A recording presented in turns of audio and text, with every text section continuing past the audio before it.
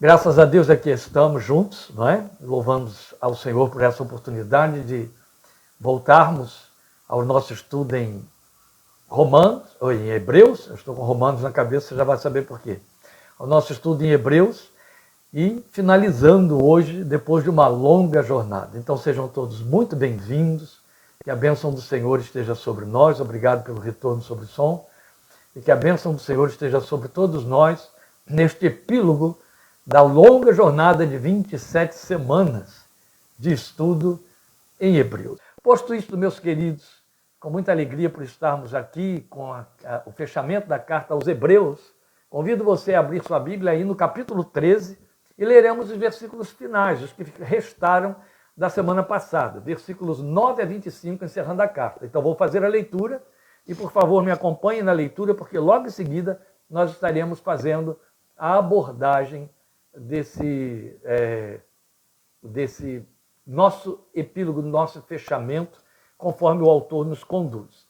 Não se deixem levar pelos diversos ensinos estranhos. Eu não abordei isso aqui na nossa exposição, não fiz isso, não coloquei na síntese.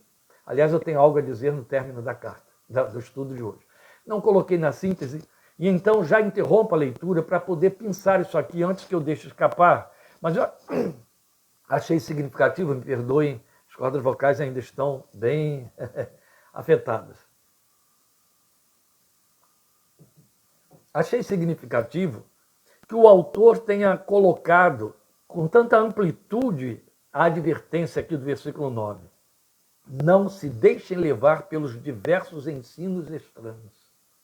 Ele chamou de diversos e de estranhos, para mostrar que já naquele tempo, e evidentemente que isso tinha muito a ver com os judaizantes, eram muitos ensinos. E eram estranhos, porque não diziam respeito ao corpo da aliança, à revelação da palavra de Deus. Continuando a leitura ainda no versículo 9, é bom que o nosso coração seja fortalecido pela graça e não por alimentos cerimoniais, os quais não têm valor para aqueles que os comem. Nós temos um altar do qual não tem direito de comer os que ministram no tabernáculo. O sumo sacerdote leva sangue de animais até um lugar santíssimo, como oferta pelo pecado, mas os corpos dos animais são queimados fora do acampamento. Assim, Jesus também sofreu fora das portas da cidade para santificar o povo por meio do seu próprio sangue. Portanto, saiamos até ele fora do acampamento, suportando a desonra que ele suportou. Pois não temos aqui nenhuma cidade permanente, mas buscamos a que há de vir. Por meio de Jesus, portanto, ofereçamos continuamente a Deus um sacrifício de louvor. Atentem para o advérbio de que ele se serviu aí. Ofereçamos continuamente. Isso aqui tem um paralelo com a exortação de Paulo sobre a oração em 1 Tessalonicenses 5,18. Orem sem cessar. Ofereçamos continuamente a Deus um sacrifício de louvor que é fruto de lábios que confessam o seu nome. A expressão foi colocada de forma direta no belíssimo cântico de Guilherme Kerr, vocês devem lembrar, não é? Não se esqueçam de fazer o bem e de repartir com os outros o que vocês têm, pois de tais sacrifícios Deus se agrada. Olha que bonito. Ele chamou repartir com os outros o que se tem como sacrifício. E ele diz, Deus se agrada desses sacrifícios. Vale como sacrifício, não no sentido que você vai sacrificar, mas o reconhecimento de que quando você compartilha com outro o que você tem, você está abrindo mão do que lhe é próprio. Você está sacrificando algo que lhe pertence. É um sacrifício. Por meio de Jesus, E então, no versículo 17, obedeçam aos seus líderes e submetam-se à autoridade deles. Eles cuidam de vocês como quem deve prestar contas. Obedeçam-lhes, para que o trabalho deles seja uma alegria e não um peso, pois isso não seria proveitoso para vocês. Orem por nós. Estamos certos de que temos consciência limpa e desejamos viver de maneira honrosa em tudo. Particularmente, recomendo-lhes que orem para que eu lhes seja restituído em breve. O Deus da paz, que pelo sangue da aliança eterna trouxe de volta dentre os mortos o nosso Senhor Jesus, o grande pastor das ovelhas, os aperfeiçoe em todo o bem para fazerem a vontade dele, e opere em nós o que lhe é agradável, mediante Jesus Cristo, a quem seja a glória para todos sempre. Amém. E a carta podia encerrar aqui. Mas ele faz, então, um fechamento final, que é uma saudação. Irmãos, peço-lhes que suportem a minha palavra de exortação. Na verdade, o que eu lhes escrevi é pouco, ou eu lhes escrevi resumidamente. Quero que saibam que o nosso irmão Timóteo foi posto em liberdade. Se ele chegar logo, irei vê-los com ele. Saúdem a todos os seus líderes e a todos os santos. Os da Itália lhes enviam saudações. A graça seja com todos vocês. É lindo esse epílogo. E ele fechando também o nosso coração, porque o convívio com esta carta enriquece e atrai, ocupou a mente o nosso coração ao longo de todos estes meses. Veja, o que nós temos aqui é ele encerrar a carta com o que chamou de breve palavra de exortação, mostrando que a carta toda era uma exortação, como já vimos, e exaustivamente discutimos isso aqui, mostrando que era uma exortação para que eles ficassem firmes na fé, não caíssem da graça, não voltassem à antiga aliança e aos rituais que não tinham, todos tinham se cumprido em Jesus, então perdiam todo o sentido de serem repetidos ou continuados. Isso está fora de questão agora, a essa altura, para nós, ainda que esteja ainda na cabeça de algumas ramificações protestantes, não é? Primeiro temos aqueles que estão achando que ainda algum sacrifício está sendo realizado. Depois temos os que se apegam a alguns rituais, observância de leis cerimoniais, e como fazem os judeus, guarda de sábado, e ainda há aqueles que não se consideram o povo de Deus integral. Continuam achando que Israel é única e exclusivamente o povo de Deus, e nós somos um adereço aí que se encaixa junto.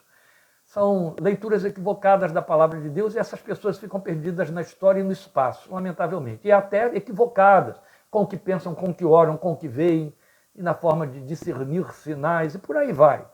Todas as confusões confessionais só ocorrem por equívoco na leitura ou leitura tendenciosa da palavra de Deus. Isso aí deu margem e se tornou o catecismo de um sem número de heresias que emergiram e que correram em paralelo com o cristianismo desde o primeiro século e não para e não vai acabar e continua correndo entre os nossos dias. Mas aqui nós temos então o trecho final onde ele vai pontuar recomendações práticas para um viver cristão aprovado, dentro dos moldes da graça, e então se despede. Então essas recomendações relevantes, por ele apontadas, são essas que nós vamos expor aqui, mas vamos começar pelo final, vamos começar pela despedida, onde a partir do verso 18 seus comentários trazem uma nota de intimismo significativa. Veja, já no próprio versículo 18, ele apresenta aqui a sua simplicidade, sua humildade, pedindo oração a seu próprio favor, da parte daqueles a quem ele de alguma forma liderou ou a quem se expõe como mestre. Se está ensinando, ele é mestre. E achei tão lindo isso, e acho bonito, e é tão pertinente, que ele chega e diz, orem por nós. Ao mesmo tempo, ele fica dizendo, para que eu lhes seja restituído, se eu lhes for restituído em tempo. E aí aqueles que pisam no acelerador para achar que de fato foi Paulo quem escreveu a carta, olham aí uma justificativa, dizendo, está vendo, é Paulo estava lá preso em Roma, escrevendo para eles em Hebreus, a carta é de Paulo, sim. Mas quando ele vai fazendo o fechamento, aquele finalzinho que nós lemos a partir do versículo 22, isso cai por terra. A começar pelo fato de que ele diz duas coisas muito significativas. Quero que saibam que o nosso irmão Timóteo foi posto em liberdade. E vale lembrar, então, que quando Paulo escreve a última carta, que é a segunda carta a Timóteo, e a história registra que ele ali estava em torno de 68 anos, logo após essa segunda carta, nem sequer sabemos se Timóteo chegou em tempo de vê-lo, Paulo foi morto. Paulo foi sacrificado. Aquela foi a última carta. E a verdade, aí você percebe, é que mesmo que Paulo não tenha sido sacrificado, não tenha sido executado, a verdade é que Timóteo estava livre. Livre. E o autor da carta também está livre. Ele está tão livre que ele diga assim, se Timóteo chegar logo, irei vê-los com ele. Então a colocação lá em cima orem para que eu lhes seja restituído em breve, não tem a ver com prisão. Porque se ele estivesse preso, ele não poderia dizer, Timóteo chegando, eu irei vê-los em breve. Então, também há outra razão, mas eu não vou voltar a carga aqui, senão a gente vai gastar tempo. que não pode ser Paulo é pelo fato de que, primeiro, Timóteo não estava preso quando Paulo escreve a última carta. E segundo, que esta carta foi escrita antes da queda de Jerusalém. Isso ficou mais do que provado. Todos os rituais estão aqui mencionados e sendo praticados, segundo o autor da carta. E tudo isso cessou com a queda no ano 70. Ora, esta carta foi escrita antes do ano 70, então não encaixa em lugar nenhum como sendo Paulo o autor da carta. Isso para poder fechar, e aqui fazendo o fechamento, não é? Depois nós vamos ter os títulos evocativos, pelos quais ele se referiu ao Deus eterno e ao seu Filho Jesus. Ele diz assim, versículo 20, o Deus da paz e o Senhor Jesus, o grande pastor das ovelhas. Então aqui ele chama Deus de Deus da paz. E aí, meus queridos, eu não posso deixar de frisar um ponto significativo, voltando ao fechamento outra vez, aqui, a parte última, mas aqui, a partir do versículo 21, depois de evocar o Deus Pai, o Deus Eterno, como o Deus da paz, e aí vale lembrar que Paulo, escrevendo aos Efésios, ele dá a Jesus o título de paz, Cristo é a nossa paz, e vindo evangelizou a paz. Evangelizou a paz, como em Romanos, que aprenderemos, ouviremos, ou leremos, ou estudaremos daqui a alguns meses. No capítulo 5, versículo 1, ele diz, justificados pela fé, temos paz com Deus. A paz que Jesus nos trouxe foi paz com Deus. E o Deus da paz significa minimamente, na pena aqui do autor de Hebreus, é que Deus quer estar em paz conosco em todo o tempo. O Deus da paz, e aí é esta beleza que eu quero chamar a sua atenção agora, a partir do versículo 21. O Deus da paz os aperfeiçoe em todo o bem para fazerem a vontade dele. Em todo o tempo, Paulo escrevendo aos Romanos, ele vai dizer que nós somos chamados para cumprir a vontade de Deus. No capítulo 12, o autor de Romanos, Paulo, nos diz que a vontade de Deus é boa, agradável e perfeita. Oh, meus irmãos, é tão bonito nós pensarmos, nós percebermos que nesta revelação profunda, o compromisso de Jesus foi nos mediar com Deus Pai e nos trazer essa paz com Deus por sua obra e seu sacrifício, nos preparar e aperfeiçoar para Deus Pai, a quem Ele vai nos entregar, aperfeiçoados pela graça e pelo seu sangue. Então é o Deus da paz quem nos aperfeiçoa em todo bem para fazermos a vontade dEle e que opera em nós o que lhe é agradável. A Bíblia tem reforço disso quando Paulo escreve aos Filipenses. Aí ele diz, tudo isso é mediante Jesus Cristo. Esse mesmo que ele está também aqui pontuando como o grande pastor das ovelhas, que é a outra menção que ele faz a Cristo, coroando a sua obra e missão. Senhor e pastor dos homens, a quem sempre viu como ovelhas. Aí é muito bonito que ele fecha a sua carta evocando no coração e na mente dos seus leitores, especialmente considerando quem eram eles, que Jesus é o grande pastor das ovelhas. É aquele pastor de Davi, do Salmo 23, é o pastor de João capítulo 10, onde ele se auto-intitula pastor. E então, esse novo título que ele traz para Jesus, o grande pastor das ovelhas, ovelhas estas que somos nós, glória ao seu santo nome, esse novo título se soma aos anteriormente apontados aqui na carta. Filho, sumo sacerdote e apóstolo. Então nós temos na carta minimamente esses títulos: Filho, sumo sacerdote, apóstolo e grande pastor. É evidente que ele também evoca Jesus como Deus, mas aí eu não vou colocar como título.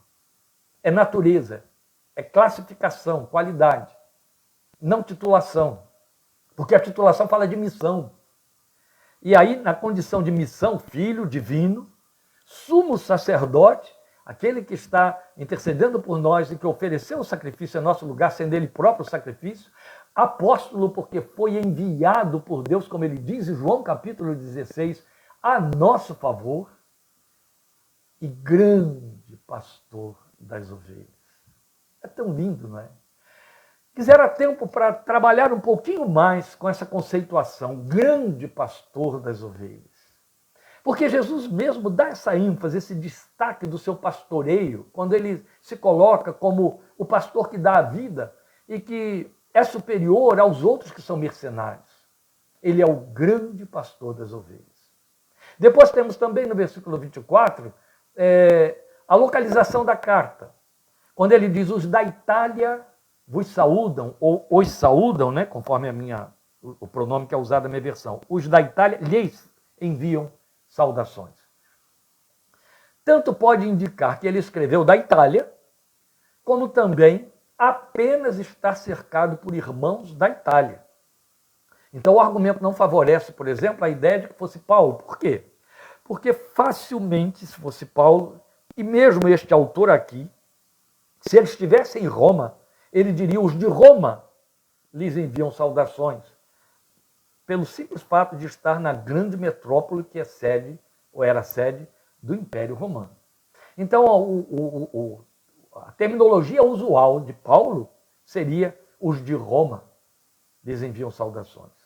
Então há muito mais probabilidade de que o autor estivesse cercado de irmãos da Itália que lhe davam suporte, ou que estavam com ele, e então esses que são da Itália lhes enviam saudações. Ou desde a Itália, porque ele poderia estar em algum outro lugar da Itália, que não necessariamente Roma. Pois bem, agora posto isso, nós vamos examinar então as recomendações relevantes no epílogo com que nós vamos fechando o nosso estudo da carta aos Hebreus. Veja aí. Versículo 9, vamos voltar a ele porque é muito importante que façamos a releitura. Não se deixem levar pelos diversos ensinos estranhos, eu já comentei, então saltamos aqui. É bom que o nosso coração seja fortalecido pela graça e não por alimentos cerimoniais, os quais não têm valor para aqueles que os comem. Aqui eu vou dividir com vocês e compartilhar com vocês algo sui generis, que vai incomodar céus e terra. Céus não, mas toda a terra. Vai incomodar cléros e terra. Vamos dizer assim, que fica um pouquinho melhor. Veja, o que ele está pontuando aqui? Ele está pontuando o contraste da fé baseada em ritos com a fé eminente da graça, que não sobrecarrega. É muito pelo contrário, e é esse friso que ele faz, essa graça, em lugar de sobrecarregar, fortalece. Jesus se refere aos ritos da lei, aos ritos farisaicos, como sendo carga que vocês colocam sobre os homens, ele disse aos fariseus, aos saduceus, aos do Sinédrio, cargas que vocês colocam sobre os homens que nem vocês mesmos podem suportar. A lei se encarregava disso. E a graça veio nos trazer libertação disso, e aí é bonito você ouvir Paulo, o autor da carta, aqui, o autor de Hebreus, dizer que aqueles ritos não trazem proveito nenhum, mas deveríamos, no lugar de ficarmos ocupados com os ritos, que o nosso coração seja fortalecido pela graça. Fortalecido pela graça, a graça fortalece. Muito bonito, por quê? Porque realmente quem se serve de rituais, se escora nos rituais, procura se apoiar nos rituais e acaba transformando o ritualismo, ou a ritualização, ou o ritual, em talismã. Acaba transformando na essência da sua religiosidade, faz uma transferência. E aí vai depender de data, movimentos, objetos, observâncias, para se sentir seguro, mas fraco. O que ele vai mostrar? A graça dispensa tudo isso e fortalece.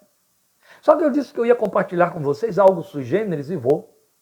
Volte ao texto e preste atenção numa observação que ele diz aqui, altamente significativa. É bom que o nosso coração seja fortalecido pela graça e não por alimentos cerimoniais, os quais não têm valor para aqueles que os comem. Ora, meus irmãos, é fora de discussão que quando ele se refere a alimentos cerimoniais que não têm valor para aqueles que os comem, ele está se referindo aos alimentos cerimoniais observados, e aí no caso até proibidos, pela lei de Moisés. É evidente que ele está se referindo ao ritual do não comer para não ferir a lei. Existem ordens, determinação para que se coma também. Por exemplo, os mesmos rituais que proibiam não comam isso, não comam aquilo, determinavam que certa oferta vicária, oferta sacrificial, pertenceria só ao sacerdote, só ele poderia comer e o ofertante não. Outro tipo de, por isso que tivemos que começar, antes da leitura de Hebreus, tivemos que ler Levítico. Outro tipo de oferta determinava que o ofertante podia participar também da comida e de alguma parte só dela. Então era uma orientação quanto a comer. Mas a lei se ocupa, na sua maior parte, de proibir o comer um sem número de alimentos. Você sabe disso.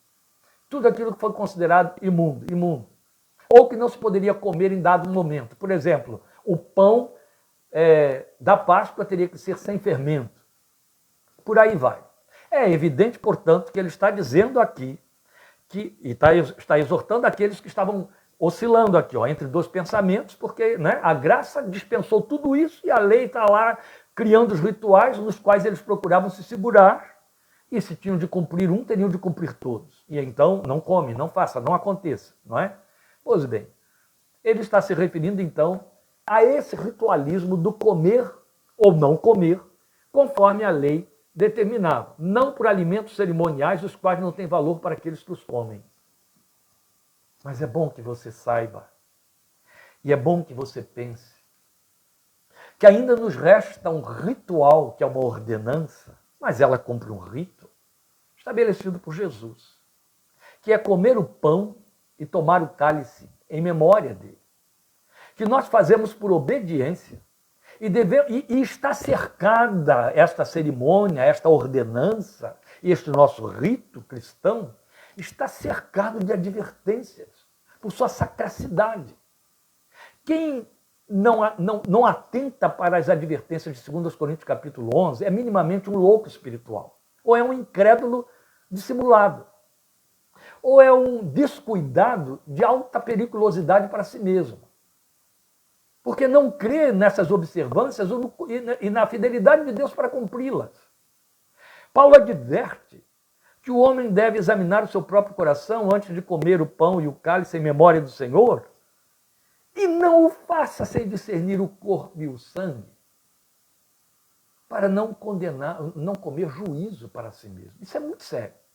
Eu não vou discutir isso aqui. Eu quero apenas mostrar a você que faz parte de uma ordenança comer e beber em memória do Senhor. Esse é o nosso rito. Mas é muito importante você ficar sabendo que é a graça por detrás desse rito, é a graça que o rito comunica para nós que vale, que nos fortalece. Isso significa que o pão por si mesmo e o cálice por si mesmo não têm em si próprio valor nenhum, como os alimentos da lei. Ou seja, os alimentos cerimoniais não têm valor para aqueles que os comem. Fique sabendo que a cristandade ficou dividida e está dividida até hoje quanto à discussão a respeito do pão e do cálice da Eucaristia, da lei cerimonial. Começa pela Igreja Católica, que estabelece que o pão se transforma de fato no corpo de Cristo e o cálice se transforma de fato no sangue de Cristo. E aí, dentro do ritual, o povo só fica com acesso ao corpo. Apenas o celebrante é que tem acesso ao sangue. Só que eles acreditam que se torna corpo do Senhor. É o milagre chamado da transfiguração, transubstanciação. E aí, na transubstanciação, o pão deixa de ser meramente pão, se torna corpo, e quando ele põe a hóstia na boca, ele come o corpo do Senhor. O alimento em si mesmo não tem valor nenhum, o texto está dizendo aqui.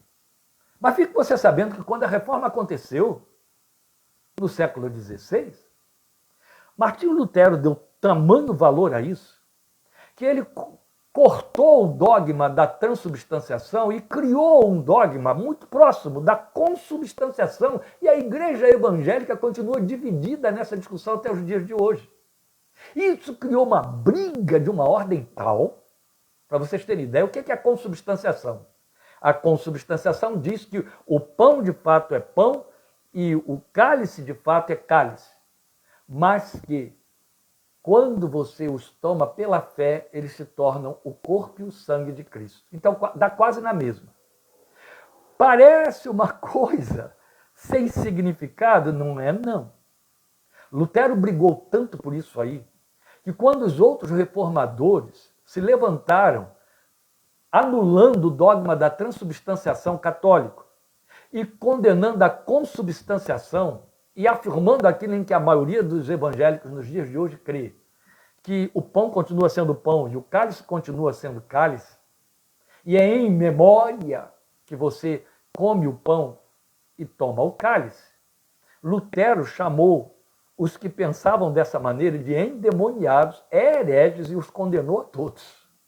E brigou feio. E escreveu tratados, dizendo que eram ímpios, servos de Satanás e condenados ao inferno. Acredita nisso? Fazendo questão de quê? De alimentos cerimoniais que não têm proveito algum. Sério, não é?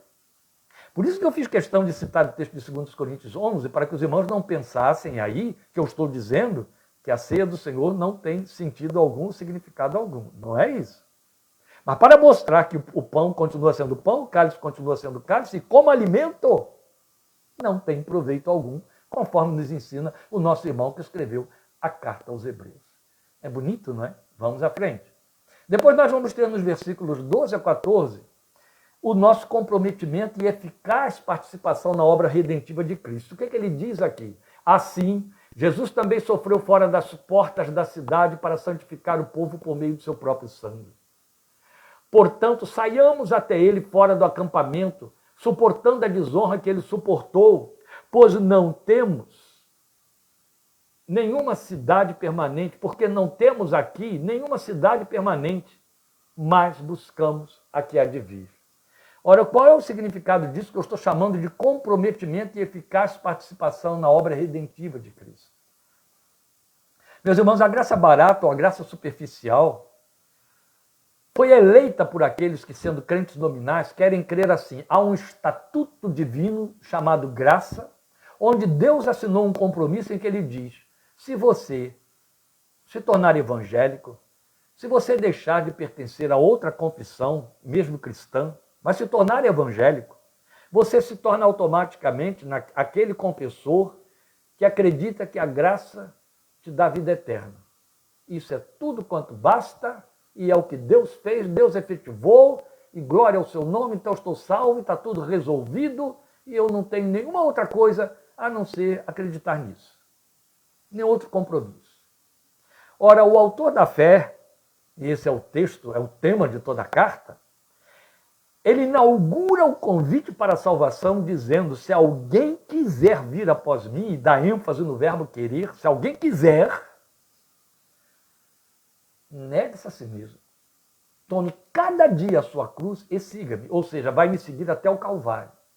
Agora o autor da carta encerra toda a sua doutrinação dizendo: você está comprometido com o que aconteceu no Calvário. Não é apenas crer no que aconteceu no Calvário, é entrar em aliança com a obra que foi feita no Calvário, no nível de se sacrificar com ele, que aprendemos quando estudamos Gálatas. Já estou crucificado com Cristo, vivo não mais eu, mas Cristo vive em mim. Então, meus amados, o autor está chegando para mim para dizer: Jesus, para poder se oferecer por nós, levou a ignomínia, sofreu a afronta fora das portas, fora do arraial, e sofreu a ignomínia. Se você quer ser seguidor dele, há uma ignomínia nisso. Há uma vergonha nisso, há uma perseguição embutida. E você precisa, para segui-lo, sair do arraial, enfrentar a afronta de sair do arraial. O nome disso é renúncia. Quando você começa a ver pessoas se jactando de uma superioridade espiritual, que inclusive lhes angaria altos patrimônios, gáudios de grandes nomes, títulos e holofotes, riquezas e etc., não tem a menor dificuldade de entender que essa gente jamais saiu para fora do arraial. Porque só querem ter ganhos na fé e não perdem nada. E é impossível seguir Jesus sem sofrer perdas. E não me refiro somente a perdas de bens, porque perder bem nem sempre vai significar muita coisa. E geralmente perde bem quem faz renúncias, sacrifícios consumados para poder atender a um chamado ministerial. Os demais não. Mas você perde posição, você perde crédito, você perde do seu tempo, você sacrifica coisas. E você perde posição, no sentido de ser diminuído aos olhos daqueles que são levados pelas filosofias deste mundo, seus parentes que se acham superiores na confissão, na filosofia, na sabedoria, na inteligência, na visão de mundo. Porque o crente é tido como obsoleto na visão de mundo, porque ele crê na criação, ele crê na salvação pela fé, ele crê no céu, ele crê na vida eterna, ele crê num Deus que é invisível, ele fala com um Deus silencioso. E tudo isso acaba redundando em perdas de posição. Mas o autor é muito enfático.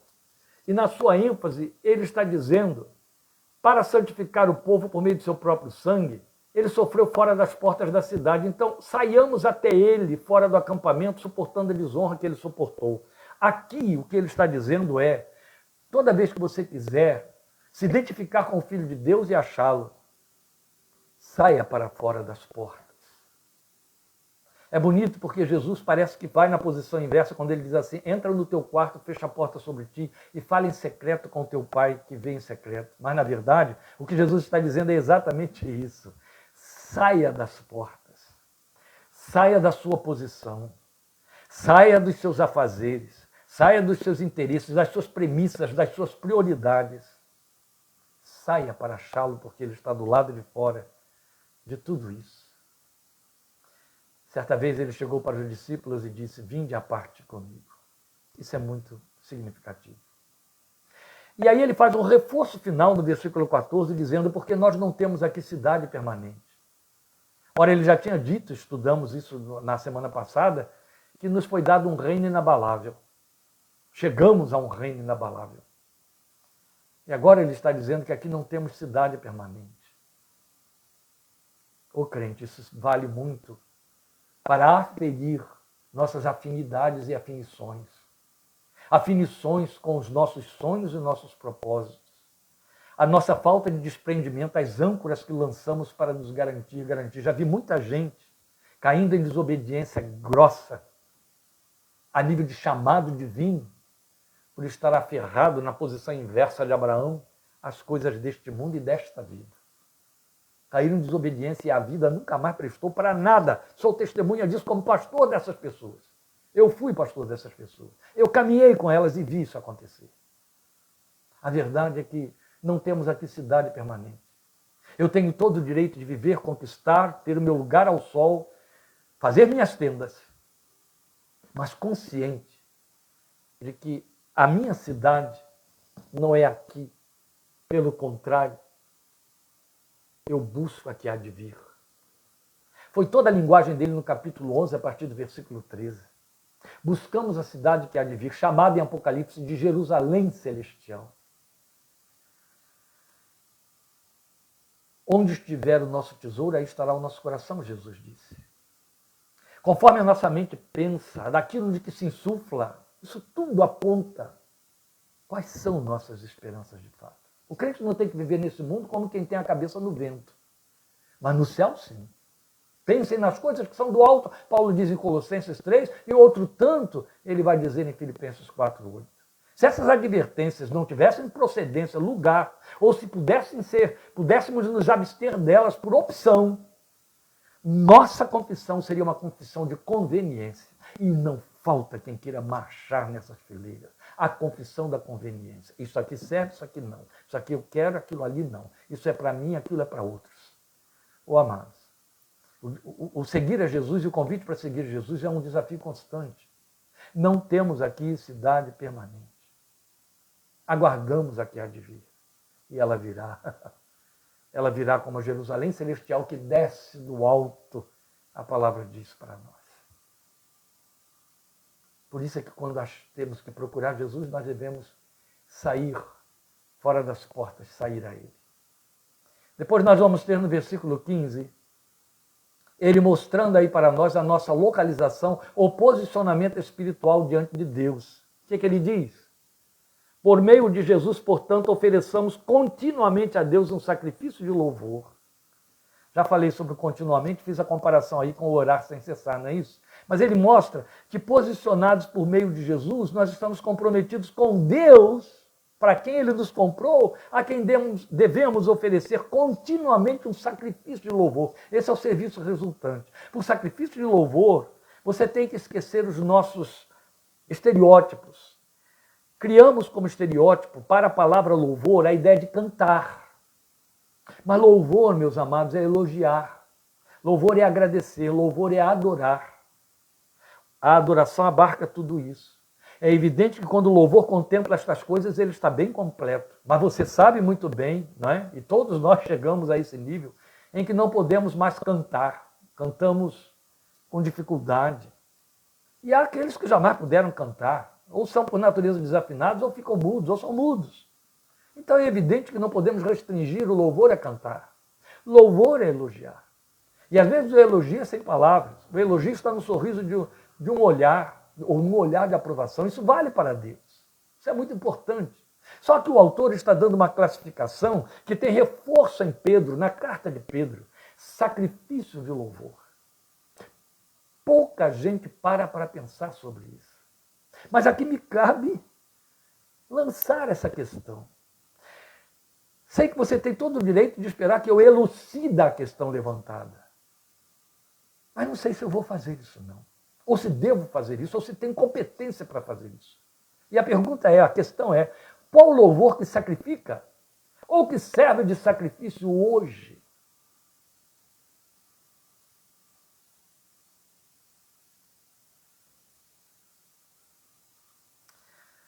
Pensa em Jó, pensa em Maria, pensa em Paulo e Silas na prisão em Filipos. Pensa em Marta, diante da morte de Lázaro. Pensa em Pedro, naquela cadeia. Pensa em Tiago, na mesma cadeia. Pensa em João, em Pátimos. Pensa em Isaías. Pensa em Davi, que recebeu uma promessa de um reino e foi devidamente ungido pelo profeta que tinha autoridade total para ungí-lo como rei, mas teve que fugir na qualidade de rei 15 anos da perseguição de Saul e depois também da perseguição de seu próprio filho, Absalão. E ainda houve um tempo curto ocupado por Mefibosete, neto de Saul. Pense nesse Davi, dentro das cavernas e adorando. Paulo dentro da cadeia e adorando. Marta, à porta do sepulcro de um irmão já há 4 dias, enterrado e adorando. Pense em Pedro, adorando. Eu falei Paulo e Silas na cadeia em Filipos. Pense nos autores dos Salmos, o autor do Salmo 63, do Salmo 13. Pense no autor do Salmo 73. Pense nesses homens, naquelas mulheres. Pense em Débora, pense em Miriam. Pense em Moisés à porta do mar, sem mais endereço para continuar com o povo que estava sob sua responsabilidade, da ordem de milhões. Pense em Josué e Caleb, indo com aqueles outros 10 espias para dentro de Canaã espiar a terra. E quando voltam, o que acontece? Murmuração da parte de 10 e sacrifício de louvor da parte de 2, ele e Caleb. Pense nas diversas vezes e situações e oportunidades que Deus permite que você apresente esse sacrifício de louvor. Pense na sua forma de cultuar, de servir, no evangelho que você observa, que você confessa, se flui como sacrifício de louvor. Que há de sacrifício nele. Perceberam que um pouquinho acima, um pouquinho antes, eu comentei aqui que ele estava falando sobre abençoar de forma sacrificial. Com tais sacrifícios, Deus se agrada. Aliás, é logo em seguida, o versículo 16, perdoe. Não se esqueçam de fazer o bem e de repartir com os outros o que vocês têm, pois de tais sacrifícios Deus se agrada. Ele está fazendo uma associação de ideias aí. Eu volto à pergunta e deixo a resposta a seu critério. Qual louvor que sacrifica ou que serve de sacrifício hoje? Gosto de fazer essa meditação de contínuo com meu Deus. Aliás, eu a faço praticamente o mês inteiro. Eu acho que não há uma semana que se encerre sem que eu não a tenha feito algumas vezes.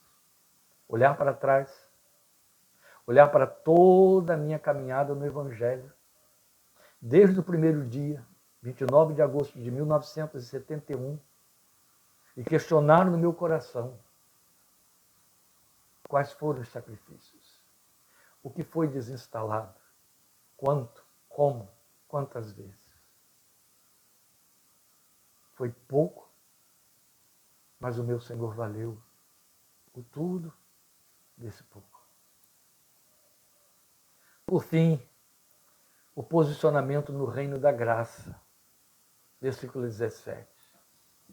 É muito bonito que ele vem exortando o crente, ele vem exortando os liderados, o tempo todo quanto a que testemunho dar, que fé manter, que confissão fazer, como proceder. Lembram lá no capítulo 12, a santificação pessoal, as respostas a dar, a obediência, o zelo, a observância, o cuidado com a graça. Aqui ele reforça todo esse argumento.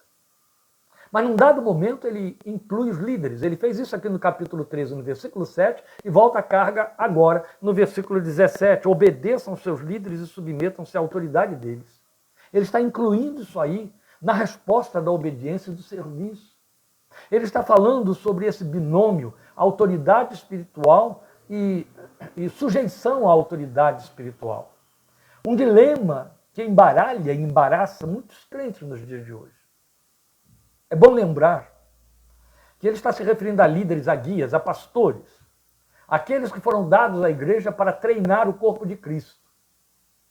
Mas essa liderança espiritual começa dentro de casa. O sacerdote da casa, que é o pai, ou a sacerdotisa, que é a mãe crente, que tem a autoridade da palavra de Deus. Mas quando ele fala aqui no versículo 17 sobre líderes e liderados, ele está mostrando qual é a moeda de troca que existe entre eles. Da parte dos liderados, obediência, sujeição à autoridade deles por reconhecer que são autoridade pelo fato de que estão postos no lugar de orientar, de guiar. Este é o verbo que é usado enfaticamente, por isso que receberam o título de pastores. Claro que, infelizmente, alguns, por jactância, soberba humana, ignorância ou conveniência, carregam o pé aí nessa exortação, dizendo: eu tenho uma autoridade, então você tem que estar submisso à autoridade, e confundem a autoridade com aquilo que Pedro condenou na carta, primeira carta, capítulo 5, não tendo domínio sobre o povo de Deus. Então a gente encontra pessoas que, por um lado, por preguiça mental e espiritual, com apelido de piedade, vai buscar no pastor um aconselhamento até para áreas que não dizem respeito àquele pastor como homem. Administração de empresa, orientação com respeito a situações de saúde, fazem dele um pároco. E o coitado tem que arranjar resposta. E pior ainda quando atribuem a ele atributos proféticos. Mas, na verdade, a autoridade não é domínio. E há aqueles que realmente exercem domínio, dão ordens. Por exemplo, quando você percebe, em épocas eleitorais, pastores chegando para os seus rebanhos, influenciando e dando ordens para eleger fulano, beltrano, ou não eleger tertrano. São donos. Estão decidindo a agenda, a forma de viver. Conheci igrejas na cidade onde eu servi um longo tempo, em que o pastor decidia, o pastor e a sua mulher, e eu não me refiro, eu disse igreja, não me refiro a uma só não. São igrejas que inclusive já ruíram, acabaram, literalmente acabaram.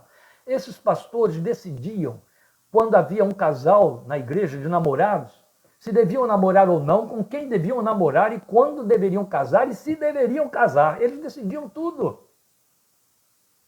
E os coitados tinham que se sujeitar a isso. Eu não preciso dizer a você que alguns desses casamentos, orientados ou arranjados, redundaram em ruínas devastadoras. Está aí, é a história que nos pertence bem de perto, de péssimo testemunho cristão. Ter autoridade espiritual não é algo que eu exerço como tendo domínio. É uma posição espiritual no sentido de que todos estão em Cristo, temos autoridade espiritual, e há aqueles que têm autoridade para os que têm, sobre os que têm autoridade, no sentido de que são seus guias. no sentido de que os orientam, os treinam, os orientam para não cometerem erros no exercício de seus dons espirituais, no exercício da forma de viver. Por isso é que dentro da igreja há uma organização que pertence ao líder da igreja. A igreja local, a igreja corpo, a igreja visível. Esse líder que recebe uma palavra de Deus, a orientação de Deus, que sabe ou que recebe de Deus a palavra que tem que ministrar a cada reunião, e aí ela tem que se tornar uma palavra profética na sua boca, ele vai justamente orientar, disciplinar, exortar o crente dentro desta visão da palavra que foi dada. É isso, e nesse aspecto que ele exerce a autoridade.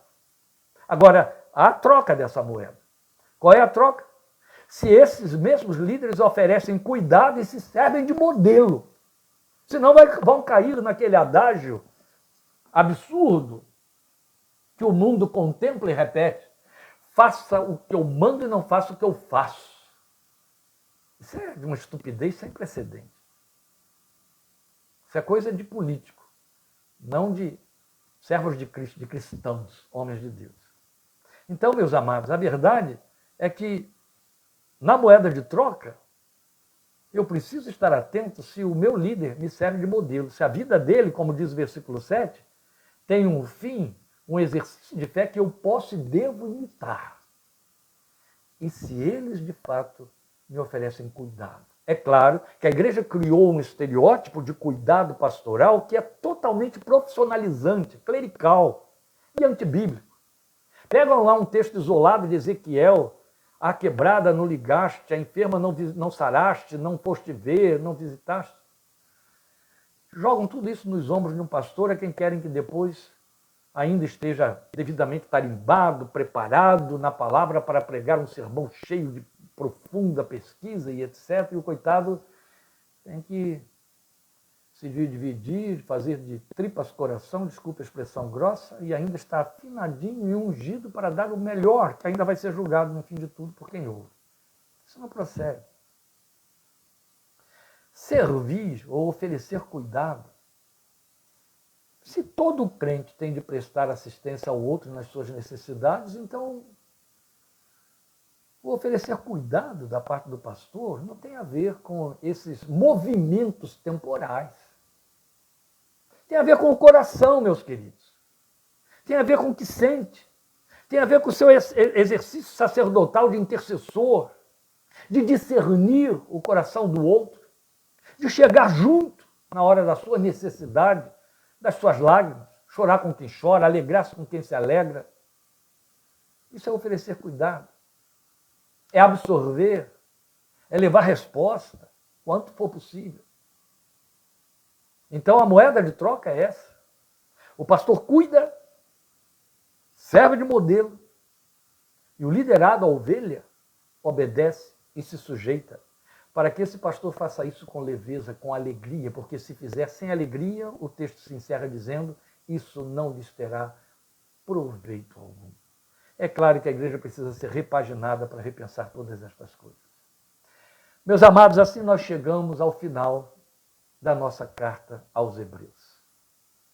Quero mais uma vez agradecer sua participação estimuladora ao longo de todos esses meses, me congratular com aqueles que se esforçaram, que se empenharam, os que nunca puderam ou que poucas vezes puderam assistir ao vivo, não deixaram de correr lá no YouTube, ou de no dia seguinte, ou semana seguinte, ir na página do Facebook e pegar o vídeo ali na sua integralidade e assistir e participar de tudo. De grande proveito, é claro. Eu espero que você repense e refaça. Hebreus, diferente de tudo que já estudamos anteriormente, está no meu coração para ser transformado a sua síntese, toda a síntese de todos essas 27 partes que fizemos, que abordamos, ser transformado num texto literário para que permaneça na sua mão. É evidente que você não pode estar voltando, parando uma hora inteira, e cada vez que se ouve, ou mesmo que você ouça, o que se retém é muito pouco do que se ouve. Então, como eu sei que é um texto rico e profundo, Deus colocou no meu coração, pelo menos está esse desejo no meu coração de parar, não sei como, vou tentar fazer isso aí nesses meses em que estaremos preparando Romanos, e transformar tudo isso em papel para imprimir esse livro, transformar num livro, imprimir e fazer chegar às mãos dos que estiverem interessados. É evidente que eu vou necessitar que você compre o livro para que eu possa pagar a impressão, mas para que ele fique com você para sempre. Porque depois eu vou embora. E essas mensagens e tudo isso, e também essas mídias poderão desaparecer. Isso aí tem tudo a ver com... Tem muito jogo político por detrás. Um dia está funcionando, outro dia não está mais. Isso vai se perder. Então seria muito importante você ter isso na mão, você ter isso permanente. Eu penso assim, porque ela é rica, sei que Deus me deu muitas coisas muito particulares, muito pessoais. Lília é testemunha disso, enquanto meditava na carta. Então, quero fixar isso para você. Se proceder, se tivermos, na época vamos comunicar, para que você me ajude, para que também isso não fique sendo um desperdício de dinheiro com material encalhado dentro de casa, eu não quero isso. Então fique atento, ore por isso, para que Deus me abra esse espaço, eu possa separar um dia da semana só para trabalhar em cima disso, e você divulgue, porque eu vou precisar, né? Que pelo menos metade dele seja passado, metade do que for publicado seja passado, a fim de que haja o máximo de proveito, para que depois que eu for embora, né, para a cidade que eu estou aguardando lá do alto, isso aí fique como legado para você, seus filhos, seus netos que virão, a nova geração que Deus vai levantar no meio da igreja em substituição a uma geração que está decididamente reprovada por ele. Amados irmãos, muito obrigado por sua participação, por suas orações, pelo seu interesse, pelo estímulo, pelo apoio, por aqueles que investem financeiramente, para que a gente possa ter esse tempo exclusivo, desprender tempo para orar, meditar, pesquisar, escrever e transmitir e ministrar. Louvo a Deus por cada vida, vocês são parceiros, e nessa parceria podemos insistir, avançar, ir adiante. Todo comentário, tudo que você curte, todo toque que você dá, toda evidenciação de sua participação serve de estímulo, é de um valor inestimável para mim, é tão importante que todos os outros deveriam fazer a mesma coisa, até a título de troca, de estar me devolvendo alguma coisa que não lhe custe nada, passar uma mensagenzinha, ou então apenas dar um toque lá no curtir, que o seu nome aparece, aí eu fico sabendo, fulano estava lá. Isso enche meu coração de satisfação. Deus te abençoe, te guarde, te fortaleça, e até domingo, em nome de Jesus, quando nós teremos a palavra que Deus pôs em nosso coração, que está ardendo no meu coração para domingo 17h30. Eis a rocha. Vamos anunciar já amanhã, é a mensagem de domingo à tarde, que desejo que você ouça conosco. Eis a rocha, queremos compartilhar com você neste próximo domingo, em nome de Jesus. Muito obrigado e até o nosso próximo encontro. E depois, segundo semestre, querendo Deus, Romanos, valendo a carta aos Romanos, para estarmos juntos lá. Deus te abençoe. Amém. Obrigado, muito obrigado. Deus te abençoe.